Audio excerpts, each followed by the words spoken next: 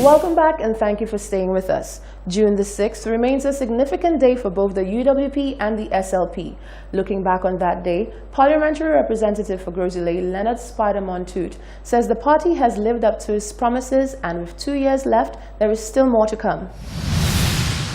Highlighting the many developments that have come to fruition under the leadership of the United Workers' Party, Parliamentary Representative for Grosile, Leonard Spider-Montoute, says on the 3rd anniversary of the party's election victory, St. Lucians can rest assured that they have a government driven in its pursuit to make good on their promises. In terms of this financial year, you will see a very high level of delivery of the projects and programs that has been promised.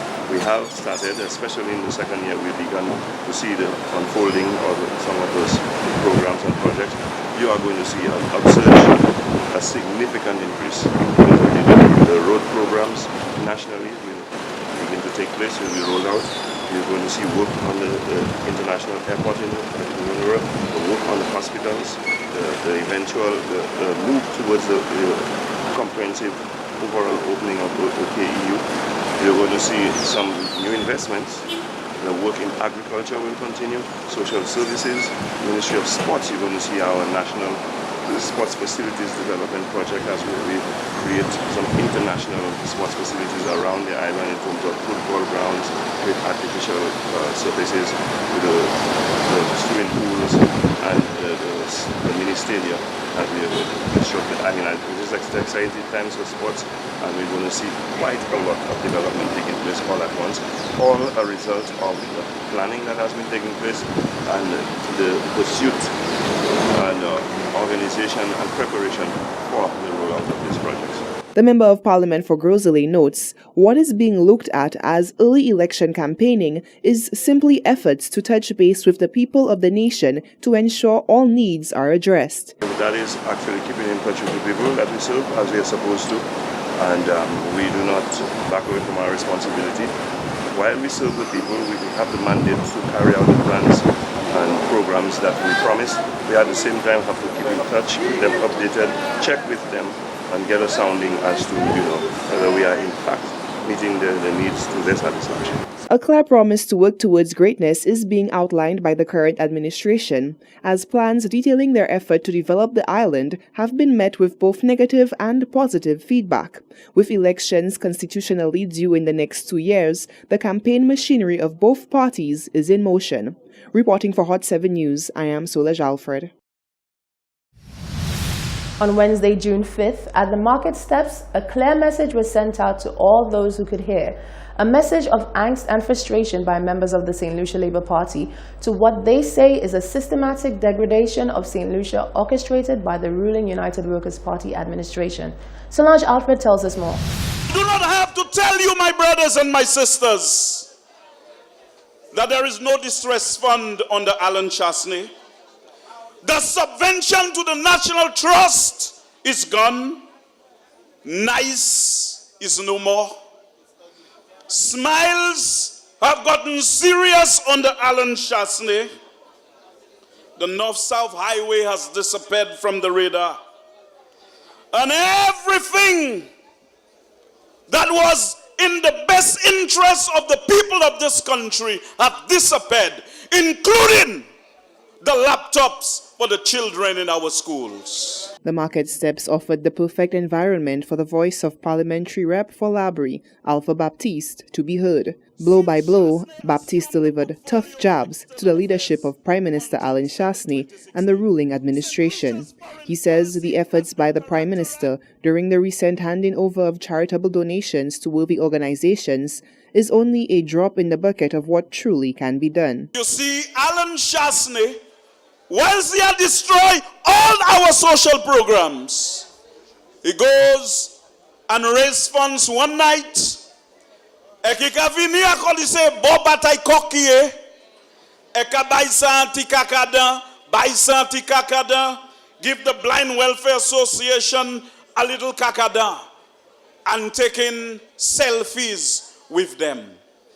My brothers and my sisters, no organization need to collect crumbs that fall from the table of power.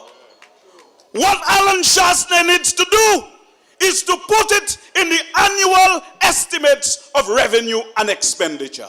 Further challenging Chasney, Baptiste highlighted what he says is the arrested development of St. Jude Hospital. We have told them about St. Jude's. For years, we asked them to complete St. Jude's. When the patriotic sons and daughters put enough pressure on them, you know what they did? They took trucks, they took everything, and they went on the St. Jude site. But they have not touched the buildings. You lack a fouille tout oli won l'hôpital.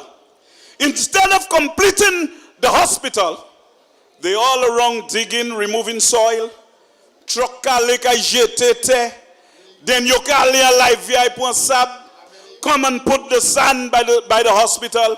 A truck ka vini tie même sab la yo mette et puis ka parti epi. With June 6, 2019 marking 3 years of reign for the current administration, continued pressure is being applied by members of the opposition. Opposition members express for the high level of borrowing being done by the current administration, economic growth just isn't matching up. Reporting for Hot 7 News, I am Solange Alfred. Students bring forth the sweet sounds of Kaiso music as they battle for glory. For the first time ever, the competition has been split into two over a 2-day period. One curriculum specialist in music says the future of Calypso looks bright. The time of year when students of schools across the island showcase their musical talent was in full swing Thursday and Friday in the form of the 2019 Junior Calypso competition. The show for the first time was separated into two events over 2 days. Curriculum specialist for music at CAMDU within the Ministry of Education, Jason C. Joseph, said with the talent he has observed over the years, if said talent is continuously nurtured, then Calypso will thrive. If we could get the students, and that's a challenge we have every year when I'm asked that question, if we could get the students to continue singing, then the future of Calypso is very bright. The problem is between secondary school and the senior 10s, or sometimes between primary school and secondary school, a lot of the children tend to drop out. One of the reasons is when they go to a new school, there isn't a teacher there who is as passionate about the art form, about Calypso, to motivate the children and get them to participate.